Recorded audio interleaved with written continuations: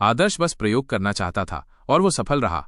हालांकि ये एक आदिम प्रजाति की ऊर्जा थी जिसे महानयान सोने से बंद कर दिया गया था, फिर भी बैंगनी क्रिस्टल उसे सोख सकता था। ये प्रक्रिया कठिन थी और इसका कारण शायद ये था कि उसकी आध्यात्मिक ऊर्जा कमजोर थी। ग्रेट यान सोने के अंदर से निकाली गई ऊर्जा असल में आदिम प्रजातियों की कुल ऊर्जा का एक बहुत छोटा हिस्सा थी। अगर उसकी आध्यात्मिक ऊर्जा ज्यादा होती तो महानयान सोने के अंदर से ऊर्जा सोखना बहुत आसान होता। आदर्श ने पहले बैंगनी क्रिस्टल का इस्तेमाल उजाड़ हड्डियों की ऊर्जा सोखने के लिए किया था, जो घनीभूत प्रकाश बिंदुओं के रूप में थी। लेकिन अब आदिम प्रजातियों से सोखी गई ऊर्जा कबूतर के अंडे के आकार की थी। आदर्श की आंखें चमक उठीं। ध्यान से देखने पर उसने पाया कि प्रकाश के धब्बों के बीच बहुत छोटी छोटी काल्पनिक परछाइयां थीं जो इधर उधर घूम रही थीं।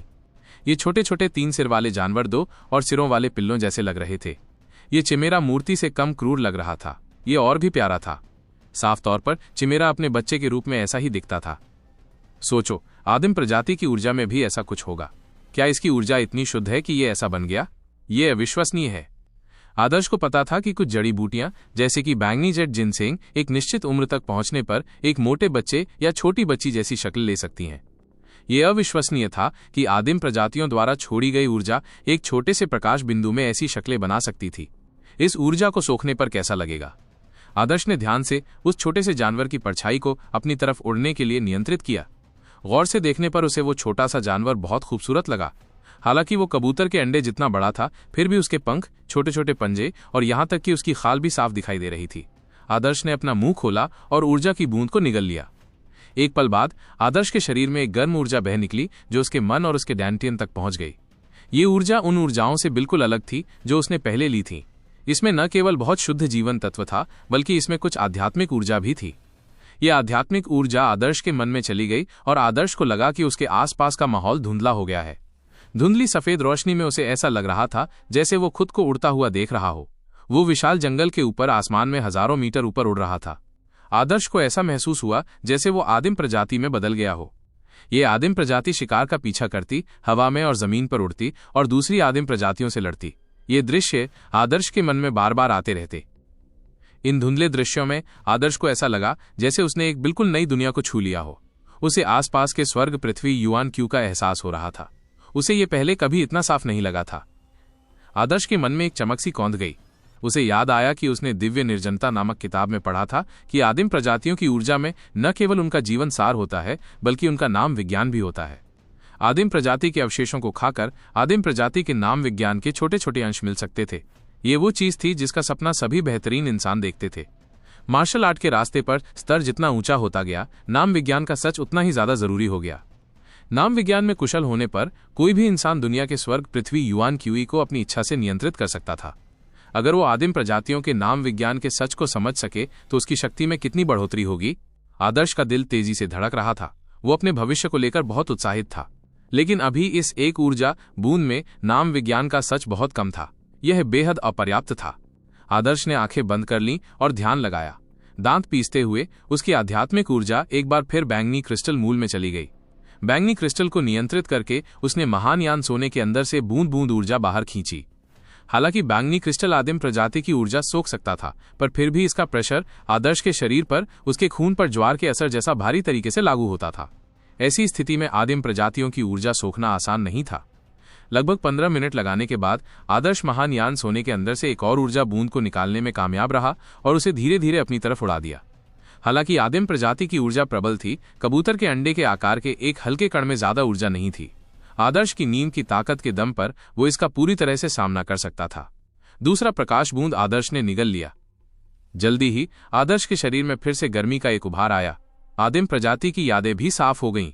आदर्श को लगा कि वो खुद आदिम प्रजाति है और वो नियमों को समझ सकता है। इसके बाद बहुत मुश्किल से आदर्श तीसरे और चौथे प्रकाश बूंद को सोखने में कामयाब रहा। 4 प्रकाश की बूंदें निगलने के बाद आदर्श के दिमाग में दृश्य पूरे होने लगे। धीरे धीरे उसने एक ऐसा दृश्य देखा जिसने उसे रोमांचित और हैरान कर दिया। उसने दिव्य वन के विशाल बंजर मैदान देखे। मैदानों के ऊपर विशाल नीले आसमान में एक चिमेरा उड़ रहा था। उसने अपने 3 बड़े पंख फैलाए और फड़फड़ाकर सैकड़ों मील दूर बादलों को उड़ा दिया। चिमेरा एक लंबे बालों वाले आदमी से लड़ रहा था जिसने सुनहरा युद्ध कवच पहना हुआ था। सुनहरे कवच वाला ये आदमी भाले से लैस था, निडर और सीधे खड़ा, उसके लंबे बाल हवा में लहरा रहे थे। उसके हाथों में 4 मीटर लंबा भाला था जो हवा में नाच रहा था, जिससे बहुत उथल पुथल मच रही थी और एक जबरदस्त ऑरा फैल रही थी। आदर्श को एहसास हुआ कि वो आदिम प्रजाति की नजर से देख रहा था जो सुनहरे कवच वाले आदमी के खिलाफ लड़ रही थी। आदर्श को अचानक एहसास हुआ कि जिस आदमी को वो देख रहा था वो वैभव दिव्य नगरी का पहला नगर स्वामी था। उसने ही 6 आदिम प्रजातियों को मारा था और उनके शवों को महान यान सोने से मूर्तियों में ढालकर वन्य देवी हॉल में बंद कर दिया था। वो दृश्य जो वो देख रहा था वो चिमेरा की अंतिम यादें थीं। वैभव दिव्य नगरी का नगर स्वामी होने का क्या मतलब था? वो वैभव दिव्य नगरी के पिरामिड के 99वें स्तर के साधना के स्थान का आनंद ले सकता था और वैभव दिव्य नगरी के अंदर सभी संसाधनों को बांट सकता था। वैभव दिव्य साम्राज्य में 2 दिग्गज थे, एक दिव्य सम्राट था और दूसरा वैभव दिव्य नगरी का नगर स्वामी था। दिव्य सम्राट को शासन और आदेशों से निपटना पड़ता था, लेकिन वैभव दिव्य नगरी के नगर स्वामी को इसकी जरूरत नहीं थी। वो अपनी मर्जी से सब कुछ कर सकता था। अगर ताकत की तुलना की जाए तो वैभव दिव्य नगरी का नगर स्वामी निश्चित रूप से ज्यादा शक्तिशाली था। आदर्श वैभव दिव्य नगरी के पहले नगर स्वामी को देख रहा था। वो एक अमर चरित्र था जो वैभव दिव्य साम्राज्य के करोड़ों सालों में मौजूद था। उसकी ताकत आदर्श के लिए एक अकल्पनीय दायरे में थी। जब वैभव दिव्य नगरी के नगर स्वामी ने वन्य दिव्य हॉल में 6 मूर्तियां बनाई तो उन्होंने मूर्तियों के अंदर नाम विज्ञान के अपने विचार भी छोड़ दिए थे। लेकिन अब जब आदर्श ने आदिम प्रजाति की ऊर्जा सोख ली तो ऊर्जा के अंदर के नियम भी आदर्श के शरीर में सोख लिए गए थे। इसके अलावा आदर्श आदिम प्रजाति के नजरिए से देख सकता था और पहले नगर स्वामी के साथ युद्ध के दृश्यों का अनुभव कर सकता था। ऐसा लग रहा था मानो आदर्श खुद नगर स्वामी से युद्ध कर रहा हो। इस तरह आदर्श को पहले नगर स्वामी के नाम विज्ञान को समझने का एक बहुत ही गहरा अनुभव मिला। समझने का ये 2 तरफा तरीका आदिम प्रजाति की मूर्ति के सामने खड़े होकर समझने की तुलना में कहीं ज्यादा अच्छा था। आदर्श की समझ हमेशा अच्छी रही थी। 2 जीवन जीने के कारण आदर्श की आध्यात्मिक ऊर्जा अद्भुत थी। लिन शिंटोंग ने भी उसकी समझ की तारीफ की थी और यहां तक कि बूढ़े दुर्जय जो हमेशा आदर्श का तिरस्कार करता था को भी आदर्श की समझ का लोहा मानना पड़ा था। अपनी अच्छी समझ और गहरे अनुभव के साथ आदर्श ने धीरे धीरे पहले शहर स्वामी की चालों का सार समझ लिया। हालांकि वो इसे पूरी तरह से समझ नहीं सका, आदर्श ने एक स्पष्ट अवधारणा बना ली। कानून का असली मतलब, क्या यही है कानून का असली मतलब? अपने मन से वो स्वर्ग पृथ्वी युआन क्यू को अपने लिए इस्तेमाल करने के लिए प्रेरित कर सकता था। जब वो सही साधना क्षेत्र में पहुंच जाएगा तो कोई भी अपने शरीर को कम समय में ही स्वर्गीय शरीर में बदल सकता था, जिससे वो स्वर्ग और पृथ्वी के नियमों को नियंत्रित कर सकता था। आदिम प्रजाति से प्रकाश की एक के बाद एक बूंदें आदर्श की तरफ उड़ रही थीं। इन बूंदों ने आदर्श के लिए एक रहस्यमयी दरवाजा खोल दिया। दरवाजे से निकली सरल समझ उमड़ पड़ी। आदर्श को ऐसा लगा जैसे उसने किसी जादुई नए क्षेत्र को छू लिया हो, ऐसा कुछ जो उसने पहले कभी न सुना था और न ही देखा था। आदर्श इन सारी समझ को किसी भूखे की तरह निगलने लगा। यही दुनिया का रहस्य था। रहस्य का पर्दा हटकर जो उसके सामने आया उसने उसे मंत्रमुग्ध कर दिया। साधना करते समय समय का कोई होश नहीं था। आदर्श एक अज्ञात समय के लिए एक जादुई स्थिति में खोया हुआ था। हालांकि आदर्श के मन के बाहर अभय अभी भी आदर्श से मुकाबला करने में अपना सर्वश्रेष्ठ दे रहा था। अभय के गुंडे अब और बर्दाश्त नहीं कर सकते थे।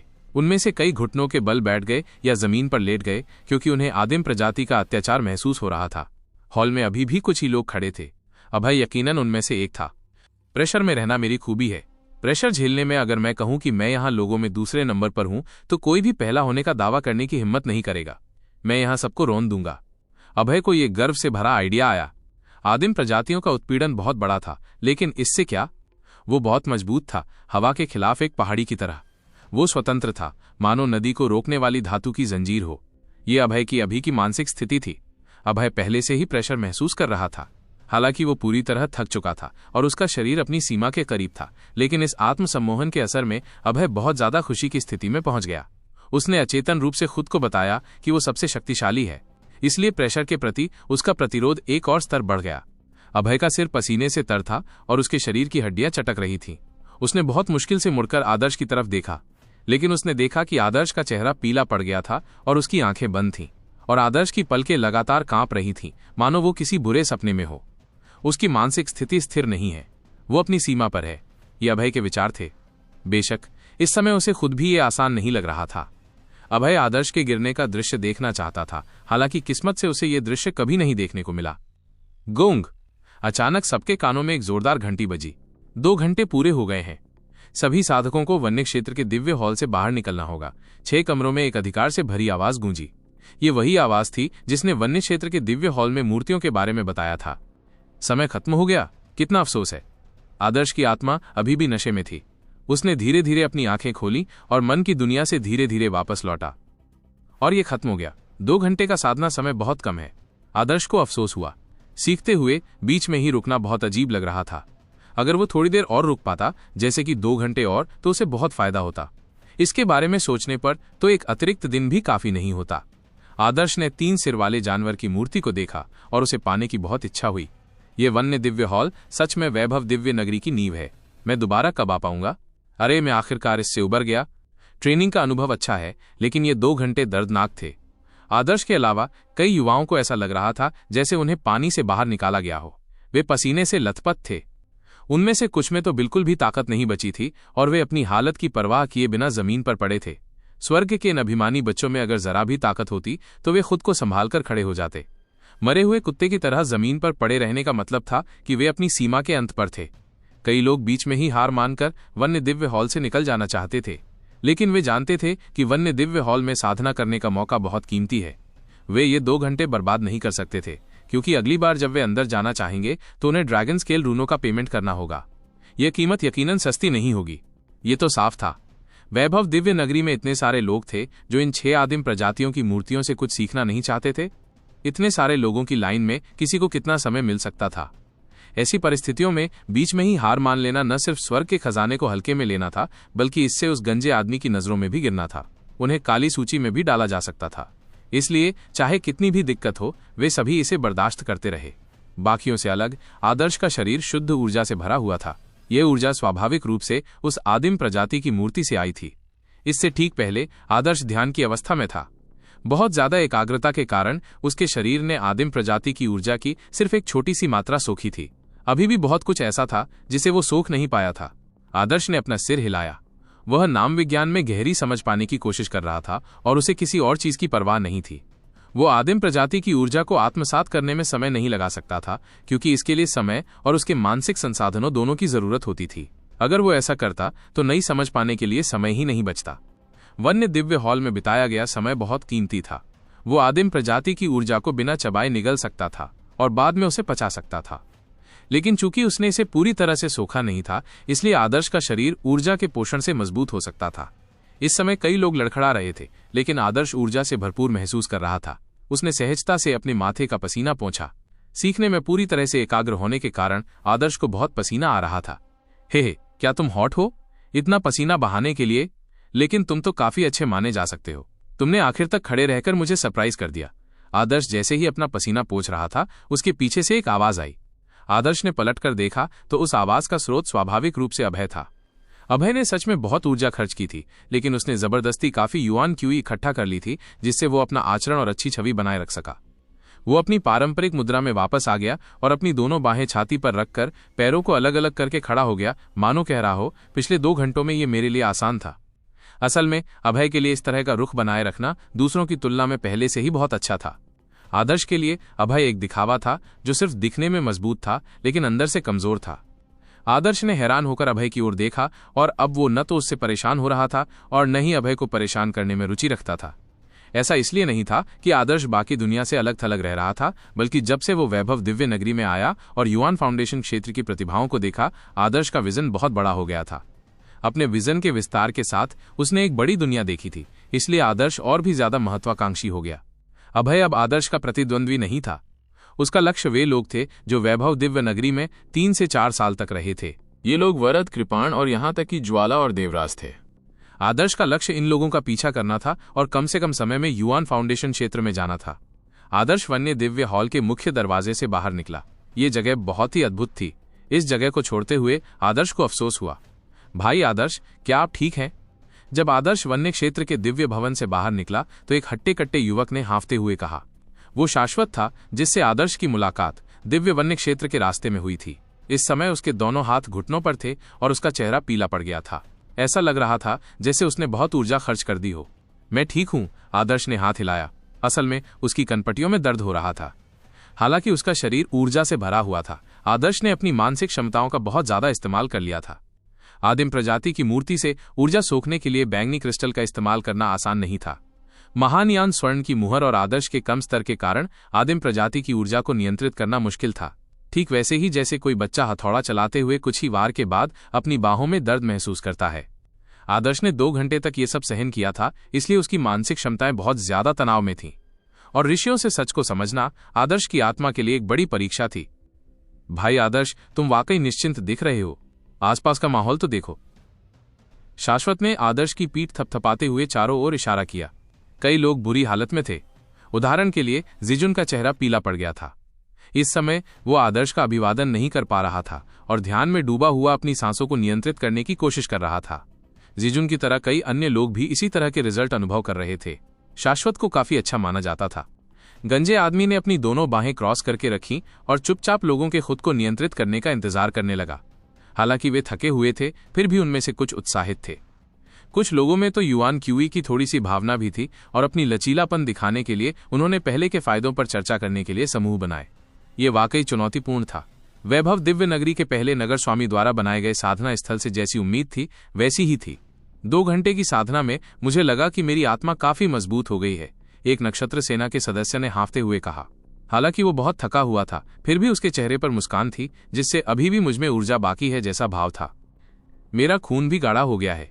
प्रेशर दर्दनाक था, लेकिन इससे मेरा खून मजबूत हो गया। इसके कई फायदे हैं। मैं सच में फिर से अंदर जाना चाहता हूं। मैं ये कहने की हिम्मत नहीं कर सकता कि मैं और 2 घंटे झेल सकता हूं, लेकिन मैं फिर भी 1 घंटा और झेल सकता हूं। ये नए लोग एक दूसरे से आगे निकलने के लिए शेखी बघारने लगे और अपने चेहरे पर थप्पड़ मारकर खुद को मोटा दिखाने लगे। ये बयान देने वाले ज्यादातर लोग नक्षत्र सेना के सदस्य थे। ये कहना जरूरी था कि नक्षत्र सेना ताकत में माहिर थी, इसलिए प्रेशर में उनका प्रतिरोध स्वर्ण रक्षक दल के सदस्यों से ज्यादा मजबूत था। कई स्वर्ण रक्षक दल के सदस्यों में बोलने की भी ताकत नहीं थी, इसलिए वे चाहकर भी झूठ नहीं बोल सकते थे। एक पल के लिए नक्षत्र सेना बाकियों पर भारी पड़ गई। वे जानबूझकर गंजे आदमी के सामने अपनी ताकत और अपनी व्यक्तिगत ताकत का प्रदर्शन करना चाहते थे। अगर वे गंजे आदमी को प्रभावित कर सकें तो इससे उनके भविष्य के विकास को फायदा होगा। इन 13 साल के बच्चों को एक्टिंग करते देख गंजे आदमी ने अपनी ठुड्डी पर हाथ फेरते हुए मुस्कुराया। उसके चेहरे पर एक निशान साफ दिखाई दे रहा था। उसकी मुस्कुराहट की वजह से वो निशान टेढ़ा होकर एक छोटे से सांप जैसा लग रहा था। आदर्श ने ये देखा और उसे कुछ पूर्वाभास हुआ। इस गंजे आदमी की मुस्कान दुर्भावनापूर्ण लग रही थी। मुस्कुराता हुआ बाघ। आदर्श ने चुपचाप अंदाजा लगाया। ये मुस्कान ऐसी लग रही थी जैसे उसने पहले भी देखी हो। अपनी पुरानी दुनिया में जब वो स्कूल में था तो कुछ कक्षा अध्यापकों के चेहरे पर ऐसी ही मुस्कान होती थी। हर बार जब वो ऐसी मुस्कान देखता तो आदर्श को ठंड लगती, क्योंकि इसका मतलब आमतौर पर यह होता था कि आगे बहुत सारे एक्सरसाइज और असाइनमेंट होने वाले हैं। क्या ट्रेनिंग अच्छी थी? गंजे आदमी ने मुस्कुराते हुए कहा। ट्रेनर किन को रिपोर्ट करते हुए, हम अच्छा कर रहे हैं। अभय ने अपनी कान बहरा करने वाली और शक्तिशाली आवाज के साथ एक मानक झुकाव बनाया। अन्य नक्षत्र सेना के सदस्य भी चिल्लाए, अच्छा कर रहे हो। सेनाएं युद्ध की भावना के प्रति विशेष रूप से सचेत रहती थीं, इसलिए चाहे अभी की संख्या बतानी हो, आदेश देना हो या वरिष्ठों को जवाब देना हो, आवाज जोरदार, ऊंची और शक्तिशाली होनी चाहिए। लेकिन आदर्श ने अनुमान लगाया कि उस चिल्लाहट से ही अभय ने वो सारी युआन क्यूई जला दी थी जो उसने पहले पाई थी। आदर्श ने अभय को सहानुभूति भरी नजर से देखा। दिमाग की जगह मांसपेशियों वाला ये बच्चा शायद नहीं जानता था कि उसका क्या इंतजार हो रहा था। अभी भी आत्मा में मजबूत।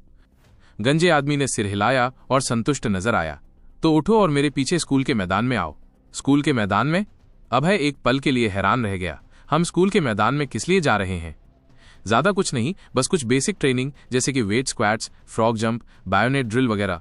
इससे बहुत आराम मिलेगा, गंजे आदमी ने सहज स्वर में कहा। यह सुनते ही आदर्श के चेहरे पर मुस्कान आ गई। Basic training? बहुत आरामदायक? ओह, तो ये बेसिक ट्रेनिंग है, बढ़िया। अभय ने तुरंत हामी भरी।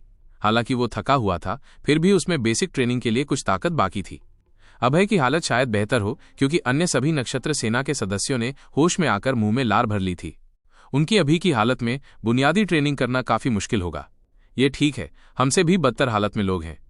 एक नक्षत्र सेना के सदस्य ने अपनी आंखों से आदर्श, जिजुन और अन्य लोगों की ओर इशारा किया। स्वर्ण रक्षक दल तो बस कुछ फैंसी पैंट्स का झुंड है। एक कठिन आमने सामने के मर्दाना ट्रेनिंग सेशन में वे हमसे बेहतर तो बिल्कुल नहीं है। जब दूसरे भी नीचे की लाइन में हैं तो चिंता की कोई बात नहीं है। उन्हें देखो, लगता है उन्हें स्कूल के मैदान तक अपने हथियार ले जाने में भी दिक्कत होगी। जब बाघों ने इंसानों का पीछा किया तो उन्हें बाघ से तेज दौड़ने की जरूरत नहीं थी। सबसे धीमे चलने वाले इंसान से भी तेज दौड़ना ही काफी था। ठीक है, हमें बस उनसे ज्यादा मजबूत होने की जरूरत है। ये सोचकर नक्षत्र सेना के सदस्यों को राहत मिली। वे उस गंजे आदमी के पीछे चल पड़े और वैभव दिव्य नगरी के स्कूल परिसर की ओर बढ़ने के लिए तैयार हो गए। इस समय कई स्वर्ण रक्षक दल के सदस्य अपने मन में बहुत परेशान थे।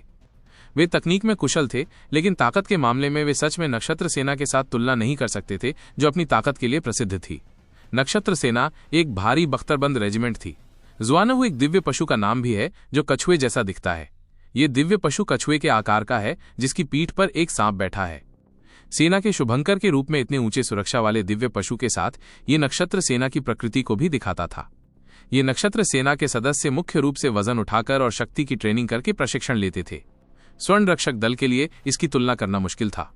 स्वर्ण रक्षक दल के ये सदस्य दिव्य वन्य क्षेत्र में मुश्किल से 2 घंटे ही टिक पाए थे। उन्हें ये गलतफहमी थी कि वे आराम कर सकते हैं, लेकिन अब उन्हें और भी ज्यादा प्रशिक्षण से गुजरना था। दिव्य वन्य क्षेत्र के कैंप, जिन्हें मौत का गढ़ कहा जाता था, सामान्य लोगों के लिए सहन करना मुश्किल था। स्वर्ण रक्षक दल के सदस्यों के बदसूरत चेहरे देखकर नक्षत्र सेना के सदस्य उत्साहित हो गए। उनके लिए बहुत खुश होने की जरूरत नहीं थी, बस इतना ही काफी था कि उनके बगल में कोई उनसे भी बुरा कर रहा हो। इन लोगों के लिए दूसरों का दुख ही उनकी अपनी खुशी थी। इसके अलावा स्वर्ण रक्षक दल पर छा जाने से उन्हें अच्छा महसूस होता था। परिणाम स्वरूप नक्षत्र सेना के सदस्य स्कूल के मैदान में जाने के लिए उत्सुक थे। प्रशिक्षण अभी शुरू होगा। वन्य दिव्य हॉल से स्कूल के मैदान तक लगभग 5 किलोमीटर की दूरी है। मेंढक, कूदते हुए वहां पहुंचो, गंजे आदमी ने कहा। मेंढक कूद? हाँ, मुझे पसंद है। मेंढक कूद नक्षत्र सेना के सदस्यों द्वारा इस्तेमाल की जाने वाली एक आम प्रशिक्षण विधि थी। योद्धा होने के नाते उन्हें वजन उठाना पड़ता था, वरना यह बहुत आसान हो जाता। सिर्फ एक छलांग में 1 दर्जन मीटर कूदना कोई मुश्किल काम नहीं था। हमें कितना भार उठाना होगा? नक्षत्र सेना के किसी व्यक्ति ने पूछा। चूंकि आज तुमने बहुत ऊर्जा खर्च की है, इसलिए मैं वजन कम कर दूंगा। तुम्हें बस ये पहनने होंगे। ये कहते हुए गंजे आदमी ने अपनी अंतरास्थिक अंगूठी को छुआ और एक बड़ा सा डिब्बा निकाला। एक लात से बक्सा खुल गया। बक्सा ट्रेनिंग सूट से भरा था। ये ट्रेनिंग सूट रंग बिरंगे थे और डेनिम से बने लग रहे थे, लेकिन वहां मौजूद युवा नायक जानते थे कि ये वजनदार कपड़े हैं। हाथ में हल्का था, लेकिन पहनने पर इसका वजन दसियों से लेकर सैकड़ों हजार पाउंड तक हो जाता था। ये वैभव दिव्य नगरी का सबसे हल्का ट्रेनिंग सूट है। ये असल में तुम्हारी मूवमेंट को ट्रेन करने के लिए इस्तेमाल किया जाता है, लेकिन मैं तुम्हें इसे वजन उठाने के लिए इस्तेमाल करने दूंगा। ये बहुत आसान है। काले रंग का ट्रेनिंग सूट 200 कढ़ाई का है, बैंगनी रंग का 100 कढ़ाई का, लाल रंग का 50 कढ़ाई का, हरे रंग का 30 कढ़ाई का और सफेद रंग का 10 कढ़ाई का। तुम जो चाहो पहन लो।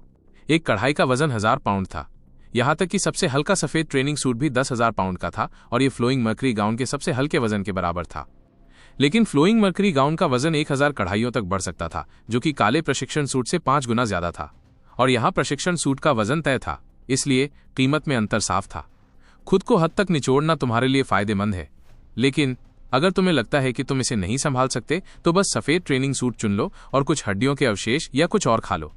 गंजे आदमी ने मजाक किया। इस उपेक्षा भरे लहजे ने लोगों में सबसे बेहतर होने की चाहत को तुरंत जगा दिया। गर्व से भरे युवाओं का एक समूह उन शब्दों को कैसे मान सकता था जो उन्हें नीचा दिखाते थे। उन्होंने तुरंत प्रशिक्षण सूट चुनना शुरू कर दिया।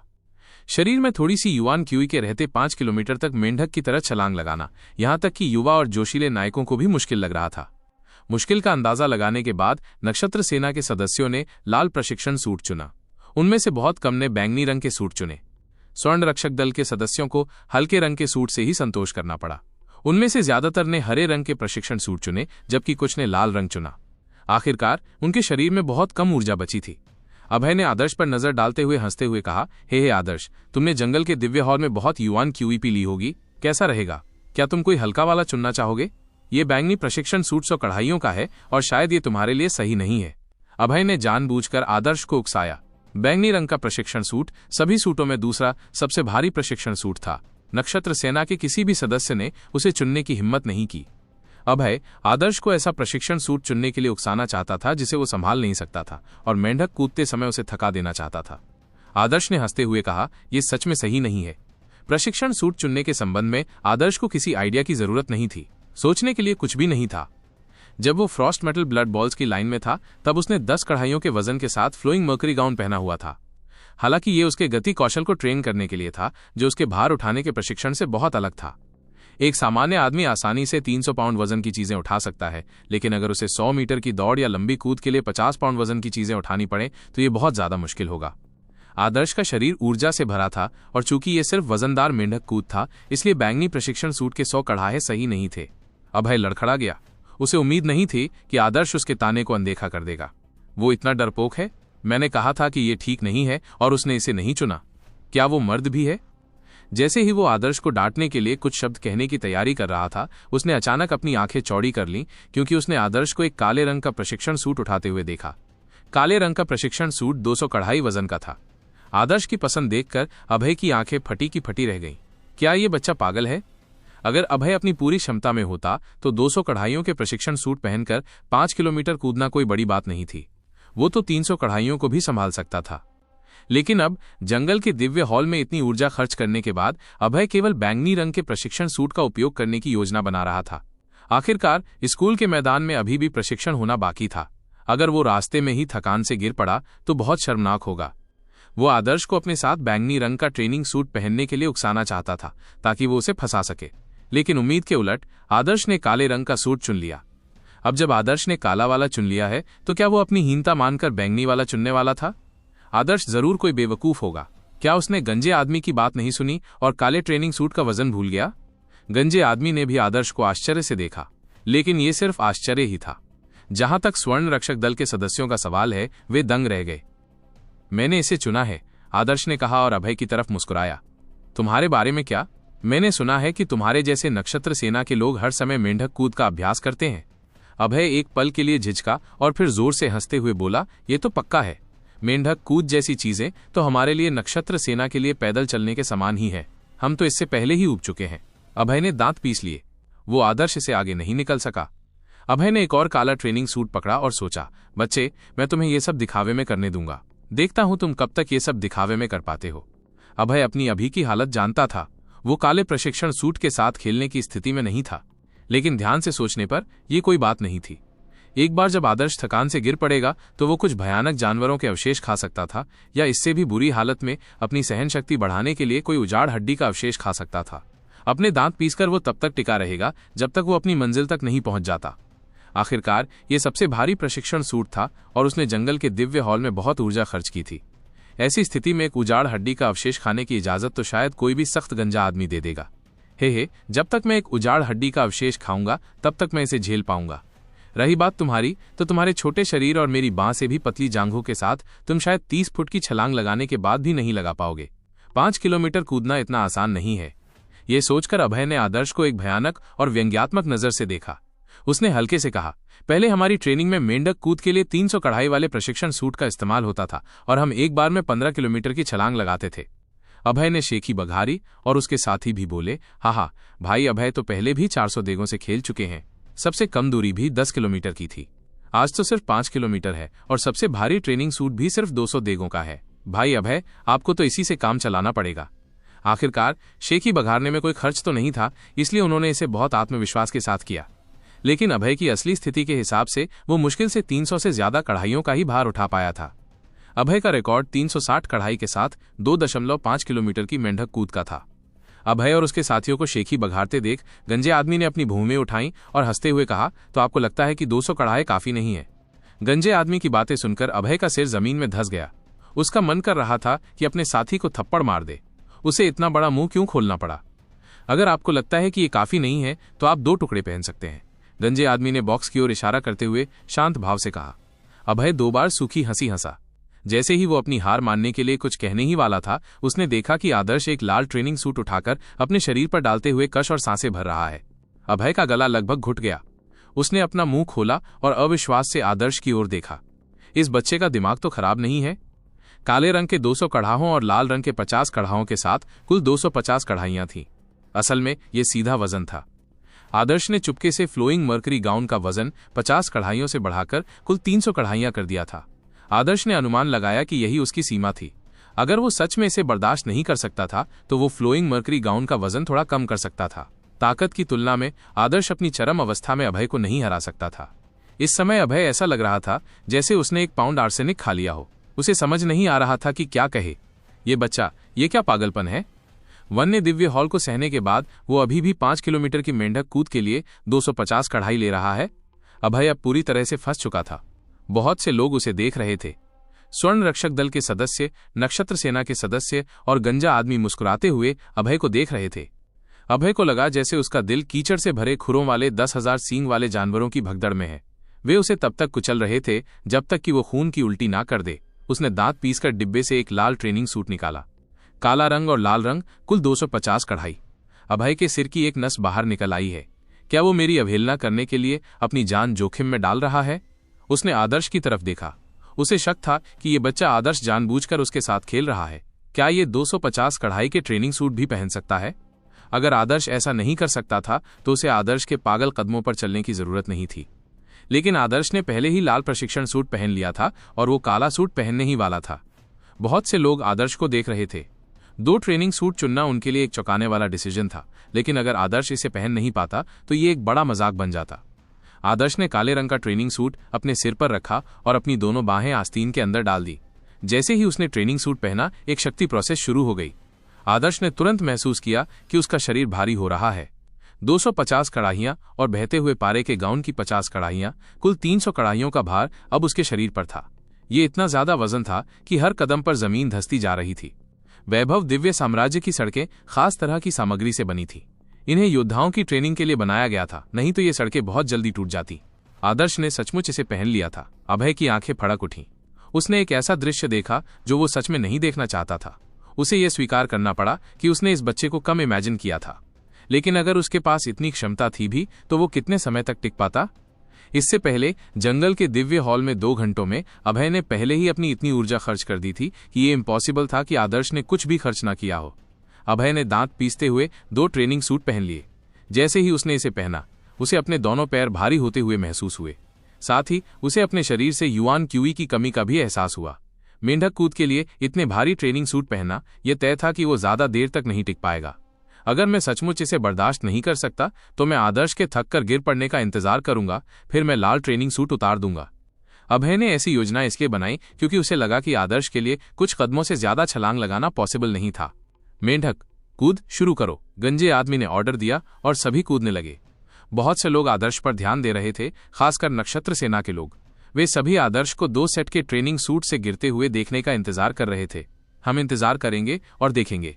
250 कड़ाहियां तुम्हारे घुटने को चल देंगी, कुछ लोगों ने दुर्भावना से सोचा। 100 लोगों में आदर्श पहले कुछ लोगों में से था। उसने गहरी सांस ली और गहरी उकड़ू बैठकर छलांग लगा दी। बूम! 300 कड़ाहियों के भार से जमीन भी धीरे धीरे हिल रही थी। मेंढक कूदने के प्रोसेस में आदर्श अपने शरीर की हर एक मांसपेशी में कंपन महसूस कर सकता था। आदर्श 300 कड़ाहियों का वजन उठा सकता था। इस वजन के नीचे आदर्श की मांसपेशियों में हल्की ऐंठन भी हो रही थी। उसके शरीर के जोड़ भी आपस में जोरदार टक्करें झेल रहे थे। आदर्श को लगा कि उसने जो ट्रेनिंग सूट पहना था वो उसके शरीर पर भारी हथौड़े की तरह प्रहार कर रहा था। और इस अद्भुत एक्सपीरियंस ने आदिम प्रजाति की ऊर्जा को, जिसे उसने पूरी तरह से सोख नहीं पाया था, उसके मांस और रक्त में भर दिया। इसने उसके रक्त को पोषण दिया, उसकी मांसपेशियों को मजबूत किया और उसकी नसों को चौड़ा कर दिया। ये फीलिंग बहुत आरामदायक थी। आदिम प्रजाति की ऊर्जा कोई मामूली बात नहीं है। आदर्श का शरीर तप गया। ऐसा लगा जैसे उसके डेंटियन में आग लग गई हो। आदिम प्रजाति की ऊर्जा आदर्श की नसों में दौड़ गई, जिससे उसका रक्त प्रवाह तेज हो गया। उसके सारे जोड़ अलाव की चिंगारी की तरह चटकने लगे। आदर्श बार बार उछलकर जमीन पर उतरा। उसने गहरी सांस ली और उसके कदम स्थिर हो गए। उसे यह भी महसूस हुआ कि आदिम प्रजाति की ऊर्जा के पोषण से उसकी शक्ति लगातार बढ़ रही थी। जब वो अपनी सीमा पर एक्शन कर रहा था तो आदिम प्रजाति की ऊर्जा तेजी से सोखी जा रही थी। जल्द ही आदर्श 10 से ज्यादा बार कूद चुका था। ऐसा नहीं लग रहा था कि वो लड़खड़ा रहा है, बल्कि असल में वो धीरे धीरे शांत होता जा रहा था। क्या बकवास है! नक्षत्र सेना के लोग हैरान रह गए। अभय तो और भी ज्यादा हैरान था। वे मेंढक कूद ट्रेनिंग के एक्सपर्ट थे। वे आदर्श के उड़ान भरने और उतरने के तरीके से ही बता सकते थे कि आदर्श खुद पर कोई जोर जबरदस्ती नहीं कर रहा था, बल्कि वो सचमुच 250 कड़ाहियों का वजन उठा सकता था। हो सकता है कि आदर्श की ताकत लंबे समय तक नहीं टिक पाती, लेकिन इस कंडीशन में वो आसानी से कूद सकता था और पहले 30 फीट आसानी से पूरा कर सकता था। अभय की पलकें फड़कने लगीं। उसे लगा जैसे उसका पेट मचल रहा हो। नक्षत्र सेना के सदस्यों की बात करें तो उन्होंने मुंह में लार भर ली थी और उन सभी के चेहरे पर कब जैसी एक्सप्रेशन थी। ये कैसे पॉसिबल है? इस बच्चे की सहनशक्ति इतनी जबरदस्त है। वाइल्डनेस डिवाइन हॉल में 2 घंटे बिताने के बाद भी उसमें इतनी सहनशक्ति बची थी। भाई अभय, हमें क्या करना चाहिए? किसी ने पूछा। हम क्या कर सकते हैं? उसके पीछे कूद पड़े। मुझे यकीन नहीं है कि मैं उससे ज्यादा देर तक टिक नहीं सकता। अभय ने हिम्मत जुटाया और गहरी उकड़ू बैठ गया। वो अपनी बची हुई युआन क्यूई से 250 कड़ाहियों के वजन के साथ मेंढक कूद ही कर सकता था। अब बस यही देखना बाकी था कि उनमें से कौन ज्यादा देर तक टिक पाता है। ठीक है, भाई अभय सही कह रहे हैं। ये बच्चा भाई अभय को हरगिज नहीं हरा सकता। भाई अभय 2.5 किलोमीटर कूदने के लिए लगभग 400 कड़ाहियां भी झेल सकते हैं। 250 कड़ाहियों की तो बात ही छोड़िए। भाई अभय, उसे मार डालो, हम तुम्हारा साथ देंगे। अभय के ग्रुप को अभय पर पूरा कॉन्फिडेंस था। अभय ने एक गहरी सांस ली और अपने माथे की नसें बाहर निकालते हुए वो गहरी उकड़ू बैठा और कूद गया। अभय को ऐसा महसूस हुआ जैसे कोई बड़ा पहाड़ उसके घुटनों पर दबा हुआ हो। मेंढक कूद का पूरा भार घुटनों पर पड़ता था। अगर कोई पर्याप्त मजबूत न हो तो उसके घुटने घायल हो सकते थे। इस तरह आदर्श आगे था और अभय पीछे। अभय ने आदर्श की पीठ को घूरा और उसके पीछे पीछे चला गया। वो आदर्श के हाव भाव नहीं देख पा रहा था। उसे आदर्श की हरकतों को देखकर अंदाजा लगाना था कि क्या आदर्श अपनी सीमा के करीब पहुंच रहा है। कई बार किसी लक्ष्य का अनुसरण करने से व्यक्ति बहुत लंबे समय तक उस पर कायम रह सकता है। उदाहरण के लिए, लंबी दूरी की दौड़ प्रतियोगिता में दूसरा स्थान पहले स्थान के बाद आ सकता है और उस पर प्रेशर कम होगा। अभय की यही योजना थी। उसे अपनी क्षमता पर पूरा कॉन्फिडेंस था। अपनी ताकत और मनोवैज्ञानिक बढ़त के चलते उसके हारने की कोई संभावना नहीं थी। लेकिन जैसे जैसे समय बीतता गया, आदर्श स्थिर गति से आगे बढ़ता गया। उसकी प्रगति के दौरान आदिम प्रजाति की ऊर्जा लगातार आदर्श को परिष्कृत कर रही थी, आदर्श के रक्त और मांस में प्रवेश कर रही थी। इस अत्यंत शुद्ध ऊर्जा ने उसे किस्मत के खिलाफ जाने की क्षमता दी। आदर्श ने महसूस किया कि जैसे जैसे वो कूद रहा था, उसका शरीर और भी ज्यादा गर्म होता जा रहा था। उसके शरीर में ऊर्जा का एक उभार था जिसे खर्च करना जरूरी था, वरना वो फट जाता। इस ऊर्जा की उत्तेजना से आदर्श और भी जोर से उछला। उसे ऐसा लगा जैसे वो अपने शरीर में एक भयंकर दिव्य एनिमल पाल रहा हो। उसके भीतर असीम ऊर्जा थी जिससे वो कई फीट ऊंचा कूदने को बेताब था। आदर्श को आखिरकार महसूस हुआ कि 300 कड़ाही अपर्याप्त थी। शुरुआत में 300 कड़ाहियां आदर्श की सीमा थी, लेकिन अब 300 कड़ाहियां आदर्श के शरीर में बहने वाली आदिम प्रजाति की ऊर्जा को दबा नहीं सकती थीं। कुछ ध्यान देने पर फ्लोइंग मर्करी गाउन का वजन 30 और कड़ाहियों से बढ़ गया। 330 कड़ाही। इस भार ने आदिम प्रजाति की ऊर्जा को संतुलित कर दिया। सीमा पर होने के कारण ये आदर्श के रक्त को संपीड़ित करके उसकी सहन शक्ति को बढ़ा सकता था और आदिम प्रजाति की ऊर्जा को उसके शरीर में थोड़ा थोड़ा करके मिला सकता था। ताकत और स्तर में इतनी साफ वृद्धि देखकर आदर्श बहुत खुश हुआ। उसे ऐसा लग रहा था जैसे वो बसंत ऋतु का पेड़ हो और उसमें एक के बाद एक कलियां उग रही हों। धीरे धीरे आदर्श ने बहते पारे के गाउन का वजन 100 कड़ाहियों तक बढ़ा दिया।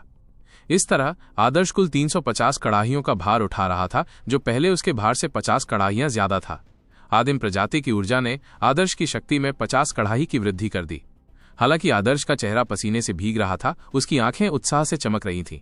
उसकी आंखें मानो बिजली चमक रही हों और बेहद चमकीली थीं। इस समय अभय को आदर्श के हाव भाव और आंखें दिखाई नहीं दे रही थी। उसे बस आदर्श की पीठ दिखाई दे रही थी। अभय दांत पीसते हुए आदर्श के पीछे चला। उसे जल्द ही ऐसा करने में सक्षम नहीं होना चाहिए। इस आइडिया को ध्यान में रखते हुए अभय को कूदते रहने के लिए हिम्मत मिली। हर छलांग और लैंडिंग ऐसी थी मानो वो किसी फांसी के मैदान में हो। शुरुआत में 60 मीटर के निशान तक अभय को कुछ भी महसूस नहीं हुआ। 300 मीटर तक आते आते अभय को लगा कि उसके पैर सुन्न हो गए हैं। इसके बाद 600 मीटर 900 मीटर पर अभय के घुटने कांप रहे थे। ये पहले से ही 1200 मीटर था। 1200 मीटर। 2 घंटे तक वाइल्डनेस डिवाइन हॉल में सारी ऊर्जा खर्च करने और 1200 मीटर तक मेंढक कूद के लिए 250 कड़ाही उठाने के बाद कैसा महसूस हुआ? अभय अपने पूरे जीवन में इतना थका हुआ कभी नहीं था। लेकिन उसके सामने आदर्श अभी भी एक के बाद एक छलांग लगा रहा था। अभय पागल हो रहा था। वो कैसे टिक रहा है? क्या गलत हो गया? अभय को उम्मीद थी कि आदर्श हर सांस में लड़खड़ाएगा, लेकिन उसने देखा कि आदर्श एक के बाद एक छलांग लगाकर आगे बढ़ रहा था, मानो उसे थकान महसूस ही नहीं हो रही हो। आदर्श की गति धीमी थी और प्रत्येक छलांग के साथ उसने जो दूरी तय की वो आश्चर्यजनक रूप से एक समान थी। अभय ने गहरी सांस लेने के लिए अपना मुंह खोला। उसका पसीना उसकी आंखों में आ गया। 1200 मीटर के बाद ये 1500 मीटर था। अभय के शरीर में युआन क्यूई की कमी हो गई थी और उसे चक्कर आ रहा था। उस बच्चे को लड़खड़ाना चाहिए, लड़खड़ाना चाहिए। मैं तो पहले से ही बहुत थक गया हूं। वो तो बस मुश्किल से ही सह पा रहा है। मुझे बस थोड़ी देर और सहन करने की जरूरत है और ये हो जाएगा। अभय सांत्वना के रूप में खुद को सम्मोहित कर रहा था, लेकिन जैसे ही उसने अपनी पसीने से भरी आंखें खोली, उसने देखा कि आदर्श की पीठ उससे दूर होती जा रही थी। फिर भी आदर्श बिना किसी थकान के बार बार कूद रहा था। ऐसा लग रहा था जैसे वो दुनिया के किसी कोने तक छलांग लगाने वाला हो। ये कैसे हो सकता है? अभय को यकीन ही नहीं हो रहा था। आदर्श के कूदने की क्षमता खत्म होने के बारे में सोचे बिना आदर्श ने जो दूरी तय की थी वो 100 मीटर से भी ज्यादा थी। ये 100 मीटर की दूरी अभय के लिए एक दुर्गम चट्टान थी। यदि वो गति के मामले में आदर्श से कम था तो ये ठीक था, क्योंकि वो इसमें अच्छा नहीं था। लेकिन शक्ति और सहन शक्ति ही उसका गौरव थे। इनमें वो आदर्श से कैसे हार सकता था? जब कोई टैलेंटेड इंसान असफल होता है, खासकर उस क्षेत्र में जिसमें उसे सबसे ज्यादा भरोसा था, तो इससे उसे मनोवैज्ञानिक झटका लगता है। अभय को मस्तिष्क में ऑक्सीजन की कमी महसूस हुई। उसे चक्कर आने लगा और उसकी आंखों के सामने अंधेरा छा गया। वो अब अपनी सांस और दिल की धड़कन के अलावा कुछ भी नहीं सुन सकता था। पहले तो वो अपनी जिद से प्रेरित था, लेकिन अब उसकी युवान क्यूई पूरी तरह से खत्म हो चुकी थी और एक ही सांस में उसे इतना बड़ा मनोवैज्ञानिक झटका लगा था कि वो एनर्जेटिक महसूस नहीं कर रहा था। छप छप अभय का शरीर लड़खड़ाया और उसका चेहरा जमीन पर धंस गया। वो जमीन पर गिर पड़ा। अभय अपनी सीमा की लास्ट स्टेज तक पहुंच गया था। उसके आसपास के लोग बहुत हैरान थे। अभय और आदर्श दोनों 250 कड़ाहियों का वजन लेकर मेंढक कूद कर रहे थे। आदर्श लगातार कूदता जा रहा था और जितना ज्यादा कूदता उतनी ही उसकी बढ़त बढ़ती गई और अभय तो थकान से बेहोश भी हो गया था। ये कैसे पॉसिबल था? सिर्फ वजन के हिसाब से हट्टा कट्टा अभय शायद आदर्श के वजन से दोगुना था और वो नक्षत्र सेना से आया था, जिसका मतलब था कि वो वजन उठाने में एक्सपर्ट था। इसका क्या मतलब था? भाई अभय। नक्षत्र सेना के कुछ सदस्यों ने देखा कि कुछ गड़बड़ हुई है और अभय की मदद के लिए दौड़ पड़े। अभय के मुंह से झाग निकल रहा था और उसकी आंखें पीछे की ओर घूम रही थीं। इस समय नक्षत्र सेना के सदस्यों को अब अपनी प्रतिष्ठा की परवाह नहीं थी और उन्होंने जल्दी से अभय के खाने के लिए कुछ भयंकर एनिमल के अवशेष निकाल लिए। अभय का शरीर अभी भी अच्छा माना जाता था। वो मेंढक कूद से केवल इसलिए बेहोश हो गया था क्योंकि उसकी सहन शक्ति और युवान क्यूई दोनों समाप्त हो गए थे। जैसे ही भयंकर एनिमल के अवशेष उसके पेट में गए, वे गर्म ऊर्जा की धारा में बदल गए। अभय धीरे धीरे होश में आया और अपनी आंखें खोली। अपनी धुंधली विजन में उसने देखा कि आदर्श की पीठ एक मुट्ठी के आकार की धुंधली परछाई में बदल गई थी और वो एक चौराहे पर गायब होने वाला था। अभय को यकीन नहीं आ रहा था। ये कैसे हुआ? आदर्श की ताकत उससे ज्यादा नहीं हो सकती थी। अगर आदर्श सचमुच 500-600 कड़ाहियां संभाल सकता था तो 250 कड़ाहियां पहनना उसके लिए बहुत ही आरामदायक एक्टिविटी होती। लेकिन असल में शुरुआत में हालांकि आदर्श 2 ट्रेनिंग सूट का वजन उठा पाने में कामयाब रहा, लेकिन वो इसे ऐसे नहीं ले पा रहा था जैसे कि वे भारहीन हो। वो असल में स्ट्रगल कर रहा था। इसका सीधा सा मतलब था कि आदर्श में कमाल की सहन शक्ति थी। इस मामले में आदर्श ऐसा व्यक्ति था जिसकी तुलना वो नहीं कर सकता था। अभय को तो ये भी शक था कि जंगल के दिव्य हॉल में आदर्श ने अपनी युवान क्यूई भी खर्च नहीं की थी। अगर ऐसा था तो इससे पता चलता है कि आदर्श में इतनी सहन शक्ति क्यों थी। ये ऐसी बात थी जिसे स्वीकार करने में अभय को मुश्किल हो रही थी। भाई अभय, ये बच्चा अजीब है। नक्षत्र सेना के अन्य सदस्यों ने ये मानने से इनकार कर दिया कि आदर्श इतना शक्तिशाली था। अभय बैल की तरह हाँफ रहा था। अब वो उनकी कोई भी बात समझ नहीं पा रहा था। वो आदर्श से मध्यवर्गीय आवाज हार चुका था और अब वो मेंढक कूद में भी हार गया था। वो लगातार 2 बार हार चुका था। अंत में आदर्श स्कूल के मैदान तक 5 किलोमीटर की दूरी मेंढक कूद करके पूरी करने में सफल रहा। वाइल्डनेस डिवाइन हॉल से स्कूल के मैदान तक सैकड़ों लोगों का मेंढक कूद करना एक अद्भुत दृश्य था, लेकिन राहगीरों ने उन पर कोई ध्यान नहीं दिया क्योंकि ये नज़ारा उनके लिए आम था। जहां तक गंजे आदमी की बात है, आदर्श ने गंजे आदमी के हाव भाव पर ध्यान दिया जब उसने मेंढक कूद पूरी कर ली थी। उन्होंने एप्रिसिएशन के साथ हल्का सा सिर हिलाया और बस इतना ही। इससे आदर्श को थोड़ी ठंडी हवा का एहसास हुआ। गंजे आदमी के हाव भाव से उसे पता चल गया था कि जंगल के दिव्य हॉल में 2 घंटे तक रहना और फिर 250 कड़ाहियां सतह पर ढोना और मेंढक कूद करके चौक तक पहुंचना न तो कोई खास बात थी, न ही कोई चौंकाने वाली बात। वैभव दिव्य साम्राज्य में अनगिनत असाधारण लोग थे। वे बड़े बड़े कबीलों से थे जिनकी लेगसी थी और जिनके पास अद्भुत अवसर थे। इस समय इनमें से कई असाधारण लोगों को 3 में से 2 या तीनों गुणों के होने का फायदा मिला हुआ था। वैभव दिव्य साम्राज्य बहुत बड़ा था और वहां बहुत सारे युवा नायक थे। वैभव दिव्य शहर के चौक के कई हिस्से थे। वैभव दिव्य शहर की आबादी कम थी, लेकिन इसका क्षेत्रफल बहुत बड़ा था। सेना शिविर, दिव्य भवन, केंद्रीय दिव्य मीनार और अन्य जरूरी इमारतों के अलावा शहर की अधिकांश जमीन, उनमें से बहुत सी स्कूल परिसर का हिस्सा थीं। स्कूल का मैदान ही वो जगह थी जहां कुश्ती के मुकाबले और सैन्य ट्रेनिंग होती थी। यही वजह थी कि वैभव दिव्य शहर का स्कूल मैदान इतना बड़ा था। स्कूल के कुछ मैदान बड़े थे और कुछ छोटे, कुछ उच्च लेवल के थे और कुछ निम्न लेवल के। ट्रेनिंग की सुविधाएं भी अलग अलग थीं। इन ट्रेनिंग सुविधाओं को कम मत समझिए। इनमें से कई सुविधाओं का निर्माण बहुत महंगा था।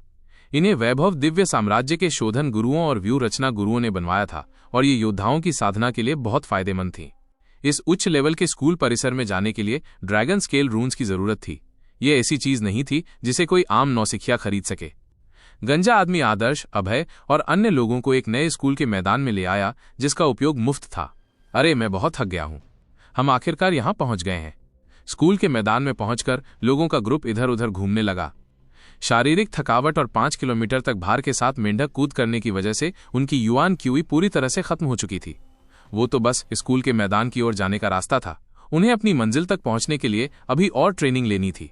उन्होंने इस मौके का फायदा उठाया और अपनी शारीरिक ऊर्जा वापस पाने लगे, जबकि गंजा आदमी चुप रहा। लोग भयंकर एनिमल के अवशेष खाने लगे। आदर्श ने भी एक खा लिया। दयालुता के एक दुर्लभ क्षण में गंजे व्यक्ति ने उन्हें ध्यान करने और अपनी सांस को नियंत्रित करने की इजाजत दी। जहां तक सबसे ज्यादा थके हुए अभय की बात है, उसे लगा कि भयंकर एनिमल का अवशेष खाने के बाद भी उसकी हालत में सुधार नहीं हुआ है। उसने कड़े डिसीजन के साथ एक उजाड़ अस्थि अवशेष खाने का फैसला किया, जिसकी कीमत एक भयंकर एनिमल के अवशेष से 10 गुना ज्यादा थी। उजाड़ अस्थि अवशेष उजाड़ एनिमल्स की हड्डियों से बना एक शुद्ध एक्सट्रैक्ट था।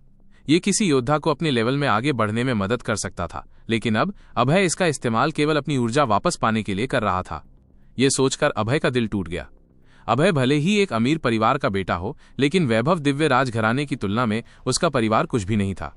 अपनी ऊर्जा को वापस पाने के लिए एक उजाड़ अस्थि अवशेष का उपयोग करना बेहद दुखद था, लेकिन अब उसके पास कोई और चारा नहीं था। आदर्श ने उसे घेर लिया था। मेंढक कूद के दौरान वो आदर्श से हार चुका था और अब स्कूल के मैदान में होने वाली साधना के लिए वो फिर से नहीं हार सकता था। अभय ने बहुत हिम्मत जुटाया और आदर्श से आगे निकलने का दृढ़ निश्चय किया। स्कूल का मैदान चौड़ा था, चारों तरफ लगभग 200 मीटर लंबा। स्कूल के मैदान के एक तरफ लोहे की कई छड़ें और काले लोहे के रोलर लगे हुए थे। इनका उपयोग भार के साथ स्क्वैट्स और फ्रॉग जंप करने के लिए किया जाता था। ये काले लोहे के टुकड़े बहुत भारी थे। हथेली के आकार का एक टुकड़ा भी घोड़े को कुचलने के लिए काफी था। इन धातु के रोलर्स के पास लोहे के स्टंप और कठपुतलियां भी थीं। इनका इस्तेमाल लोगों को मुक्के और लाते मारने की ट्रेनिंग देने के लिए किया जाता था। दूसरी तरफ बेर के फूलों के खंभे थे। ये बेर के फूलों के खंभे कोई साधारण नहीं थे। एक आम बेर के फूल के खंभे की ऊपरी सतह सपाट होती थी, जिस पर कोई भी आराम से खड़ा रह सकता था। लेकिन वैभव दिव्य शहर में इस्तेमाल किए जाने वाले बेर के फूलों के खंभों के ऊपरी सिरे गोल और नुकीले होते थे। इन पर खड़े होने से ही पैरों में दर्द हो जाता था। इन बेर के फूलों के खंभों पर तेज और कॉम्प्लिकेटेड चालें चलना तो दूर की बात है। इन सब के अलावा आदर्श ने दिव्य राजधानी के स्वर्ण रक्षक के Frost metal blood balls group जैसा कुछ और भी देखा। इसका इस्तेमाल व्यक्ति के गति कौशल को ट्रेनिंग देने के लिए भी किया जाता था। लेकिन सबसे खास चीज स्कूल के मैदान के बीच में बनी धातु की दीवार थी। ये धातु की दीवार लगभग 10 मीटर ऊंची और 30 मीटर लंबी थी। ये किसी अनजान धातु से बनी थी और इस पर चौंकाने वाले निशान थे। करीब से देखने पर पता चलता है कि ये निशान कृपाण, तलवार, भाले, हथौड़े आदि के बने हुए हैं। ये साफ तौर पर हथियारों के निशान थे। ये दीवार वैभव दिव्य शहर के शोधन एक्सपर्ट द्वारा एक दर्जन धातुओं के मिश्रण से बनाई गई है। इस धातु की दीवार की सामग्री को बैंगनी टंगस्टन कहा जाता है। बैंगनी टंगस्टन नरम होता है, इसलिए किसी हथियार के निशान उस पर पड़ सकते हैं, लेकिन 1-2 महीने में धातु की दीवार पर लगे निशान धीरे धीरे गायब हो जाएंगे। यही बैंगनी टंगस्टन का जादू है। इस दीवार का उपयोग आपकी चाल की ताकत को टेस्ट करने के लिए किया जाता है।